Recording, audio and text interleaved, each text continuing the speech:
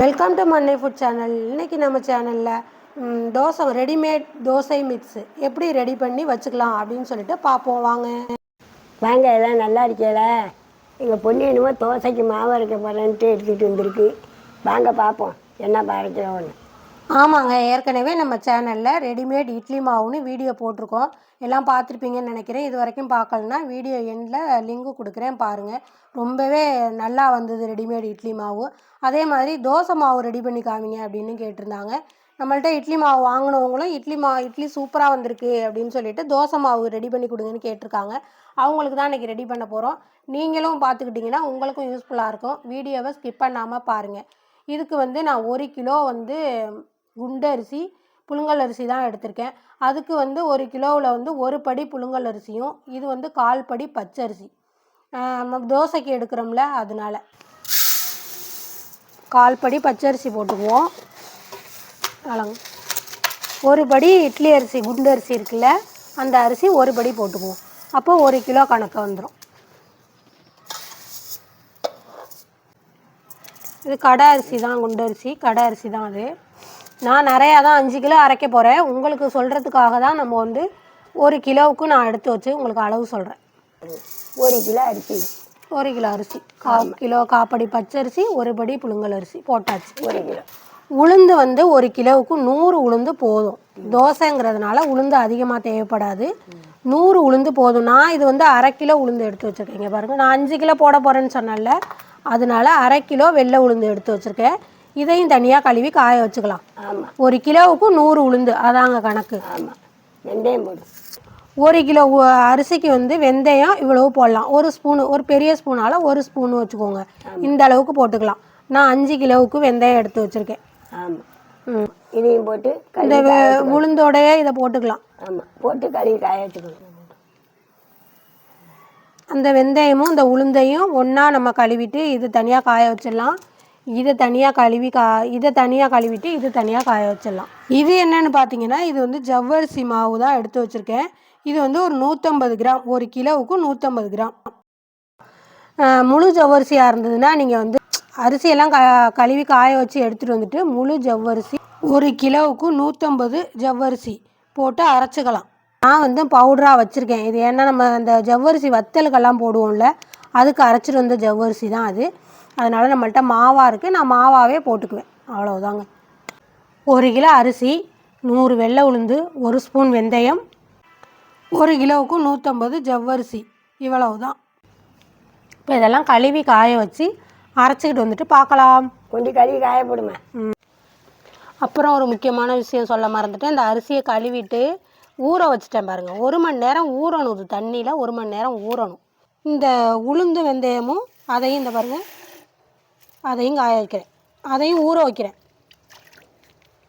ரெண்டுமே 1 மணி நேரம் ஊற வச்சுட்டு அப்புறம் தண்ணியை நல்லா வடிகட்டிட்டு காய வச்சிடலாம். தோசைக்கு மாவு நம்ம கழுவி காய வச்சோமா, அரிசி உளுந்தெல்லாம் தனித்தனியாக கழுவி காய வச்சோமா. இப்போ இதை போய் திருவ மிஷினில் தான் அரைச்சிட்டு வந்திருக்கோம். நம்ம இட்லி மாவு எல்லாமே திருவ மிஷினில் தான் அரைக்கிறோம். அதனாலே இட்லி ரொம்பவே நல்லா வருது. தோசைக்கு நம்ம ரெடி பண்ணது கிடையாது, இப்போ ஃபஸ்ட் டைமாக நம்ம ரெடி பண்ணுறோம். நல்லா வருதான்னு பார்த்துட்டு உங்களுக்கு வீடியோ நல்லா வந்தால் தான் வீடியோ போடுவேன், இல்லைன்னா வீடியோ வராது. பார்ப்போம். இப்போ இது அரிசி மாவு தான். இது இப்போ ஒரு 2 டம்ளர் போட்டுக்குவோமாம்மா. 2 டம்ளர் போட்டு கரைச்சி வைப்போம். நல்லா வந்ததுன்னா நிறையா கரைச்சிக்கலாம். கேட்டிருக்காங்க தோசை மாவு ரெடி பண்ணி கொடுங்கன்னு சொல்லி. அதுக்காக தான் நம்ம அரைச்சி ஃபஸ்ட்டு சாப்பிட்டு பார்த்து நல்லா இருந்தால் தானே கொடுக்கலாம். ஆமாம், அதுக்காக தான் ரெடி பண்ணிகிட்டு இருக்கோம். போடுமா. 2 டம்ளர் அரிசி மாவு எடுத்தோமா, 1/2 டம்ளர் உளுந்து மாவு போட்டுக்கிறோம். இந்த 1/2 டம்ளர் உளுந்து மாவு போடுறோம் பாருங்க. அரிசி உளுந்து தனித்தனியாக அரைச்சிட்டு மொத்தமாக ஒன்றா கலந்து வச்சிடலாங்க. நான் உங்களுக்கு கரைச்சி காமிக்கிறதுக்காக கொஞ்சமாக தனித்தனியாக போட்டு கரைக்கிறேன். இது ஜவ்வரிசி நம்ம ஏற்கனவே அரைச்சி வச்சுருக்கோம், வத்தலுக்காக அரைச்சி வச்சுருக்கோன்னு சொன்னோம்ல, அதில் தான் நான் போட்டுக்க போகிறேன். நீங்கள் அது மாதிரி உங்கள்கிட்ட இருக்காதில்ல, நீங்கள் அரிசியில் போட்டு அரைச்சிக்கலாம். நான் ஒரு 1/4 டம்ளர் ஜவ்வரிசி மாவு போட்டுக்கிறேன். அவ்வளோதாங்க.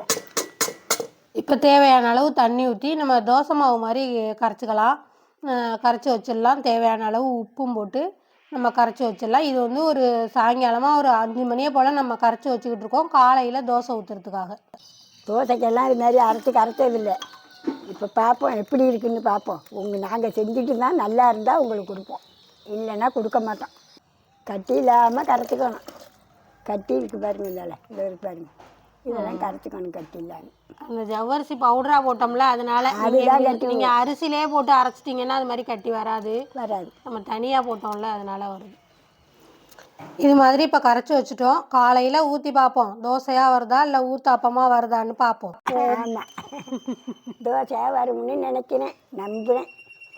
பார்ப்போம் எப்படி வருதுன்னு பார்ப்போம். இதெல்லாம் எடுத்துக்கொண்டு மூடுமா. சரி, இப்போ பாருங்கள் தோசை மாவு கரைச்சி வச்சோமா, தோசை மாவு பொங்கி வந்திருக்கு பாருங்கள். நேற்றுக்கு சாயங்காலம் ஒரு 5 மணியை போல் மாவு கரைச்சி வச்சோமா, தோசை மாவு பொங்கி வந்திருக்கு பாருங்கள். நல்லா பொங்கி வந்திருக்கா. இப்போ ஊற்றி பார்த்துடலாம் எப்படி வருதுன்னு சொல்லிட்டு. முதல்ல கலக்கி விட்ருவோம் கரண்டியால் நல்லா. இதுக்கு சட்னி சும்மா சிம்பிளாக கொஞ்சோண்டு தாங்க அரைக்கிறேன் காலையிலேயே. 2 பட்டை மிளகா, கொஞ்சம் வெங்காயம், 1 தக்காளி, 1 கொத்து புதினா வதக்கி வச்சுருக்கேன். இப்போ அதை அரைச்சிக்கலாம். இப்போ கரைச்சிட்டோம். மாவு பாருங்கள் எப்படி இருக்குன்னு. நம்ம தண்ணியெல்லாம் ஊற்றலை, தண்ணி ஊற்றி நம்ம கரைச்சி வச்சுருந்தோம்ல, அதுவே கொஞ்சம் தண்ணியாகவே தான் இருக்குது. தண்ணி கொஞ்சம் நம்ம இட்லி மாவு பார்த்து கரைச்சி வச்சோம்னா கரெக்டாகவே இருக்கும்னு நினைக்கிறேன். இது இந்த ஜவ்வரிசி மாவெல்லாம் போடுறோம்ல, அதனால கொஞ்சம் நீத்து போகுது. அதனால் இட்லி மாவு மாதிரி கரைச்சி வச்சிங்கன்னா, கொஞ்சம் திக்காக கரைச்சி வச்சிங்கன்னா கரெக்டாகவே இருக்கும். கல் நல்லா சூடாயிட்டு எண்ணெய் தடவிருக்கேன். இப்போ ஊற்றிடுவோம்.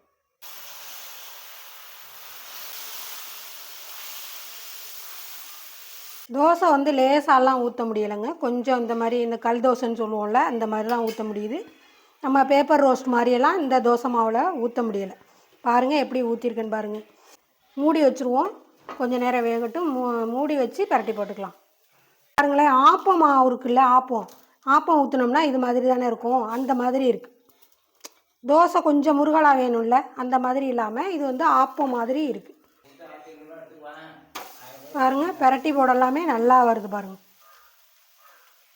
அவ்வளவுதாங்க, ரெடிமேட் தோசை மாவும் இந்த பக்குவத்தில் தான் வருது. மற்றபடி டேஸ்டெல்லாம் ஓகே தான். தோசை ஆனால் முருவலாக வேணும் அந்த மாதிரினா அதுக்கு இந்த மாவு சரி வராது. தோசை ஊற்றி சாப்பிட்லாம். அவசரமாக வேலைக்கு போகிறவங்க, ஹாஸ்டலில் இருக்கிற பசங்க அதெல்லாம் வெளில வாங்கி சாப்பிடாம நம்ம வீட்டில் இது மாதிரி மாவு ரெடி பண்ணி வச்சுக்கிட்டோம்னா ஒரு அவசரத்துக்கு ஊற்றி சாப்பிட்டுக்கலாம். அந்தளவுக்கு இருக்குது. இப்போ நான் முருவலாக வேணும் அப்படின்னு சொல்லிட்டு கொஞ்சோண்டு ரவா கலந்து பார்க்கலாம் அப்படின்னு சொல்லிட்டு இந்த மாவில் கொஞ்சோண்டு ரவா கலந்து வைப்போம். ஒரு 2 ஸ்பூன் அளவுக்குன்னு வச்சுக்கோங்களேன். போதும். ஒரு 2 ஸ்பூன் அளவுக்கு ரவா கலந்துருக்கோமா, இது கொஞ்சம் நேரம் ஊறட்டும். ஒரு 5 நிமிஷம் ரவா கலந்து வச்சுருவோம். கொஞ்சம் முருகலாக வருதான்னு பார்க்கலாம். முருகலாக வேணுங்கிறதுக்காக. ரெடிமேட் தோசை எப்படிமா இருக்கு? இங்கே பாருங்க, ஊற்றி வச்சுருக்கேன். நல்லா தான் வந்திருக்கு. ஆமாம், நல்லா தான் வந்திருக்கு. நம்ம ஆப்பம் ஊற்றுவோம்லம்மா, ஆமாம், அந்த பக்குவத்தில் இருக்குமா. தோசை கொஞ்சம் முருவலாக வேணும்னு சொல்லுவாங்கள்ல பசங்க, ஆமாம், அந்த மாதிரி இல்லாமல் இங்கே பாருங்க, பரவாயில்ல, நல்லா தான் இருக்கு.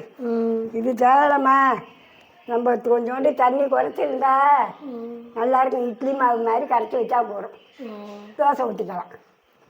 ஆனால் இந்த மாவு சவ்வரிசி மாவு போடுறதுனால தண்ணி விடுது. ஆமாம், அதனால இட்லி மாவு மாதிரி கரைச்சி வச்சிட்டோம்னா சூப்பராக இருக்கும் தோசை. சாப்பிட்டு பாருங்க. நான் சாப்பிட்டு பார்க்குறேம்மா.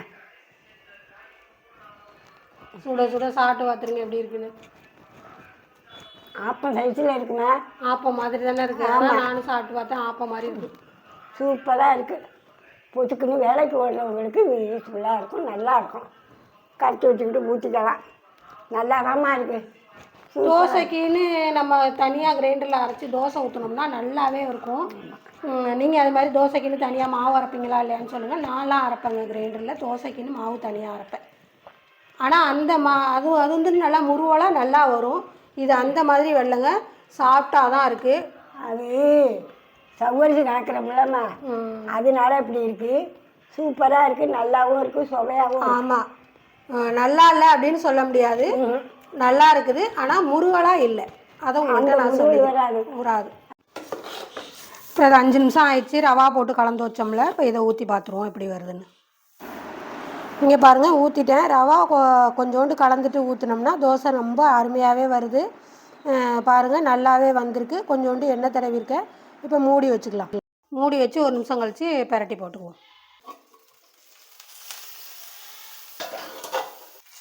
ரவா ஒரு 4 ஸ்பூன் கலந்துக்கிட்டிங்கன்னா நல்லாவே வருதுங்க. இங்கே பாருங்கள், நல்லா லேசாகவும் வருது, பார்த்தாலே தெரியுது பாருங்கள் உங்களுக்கு. நல்லா லேசாகவும் ஊற்றலாம், நல்லாவும் இருக்குங்க. ரவா ஒரு 4 ஸ்பூன் கலந்துக்கோங்க. ஹாஸ்டல்லையோ இல்லை வெளியிலையோ தங்கியிருந்தாலோ இல்லை நீங்கள் வேலைக்கு போகிறவங்களா இருந்தாலும் இது மாதிரி மாவு ரெடி பண்ணி வச்சுக்கலாம். 6 மாதம் ஆனாலும் மாவு கெட்டு போகாது. அவசரத்துக்கு ஊற்றிக்கலாம் இதை மாதிரி. அதுக்கு இந்த வீடியோ பிடிச்சா ஒரு லைக் போடுங்க, ஒரு சப்ஸ்கிரைப் பண்ணுங்கள். பாய். அடுத்த வீடியோவில் பார்ப்போம்.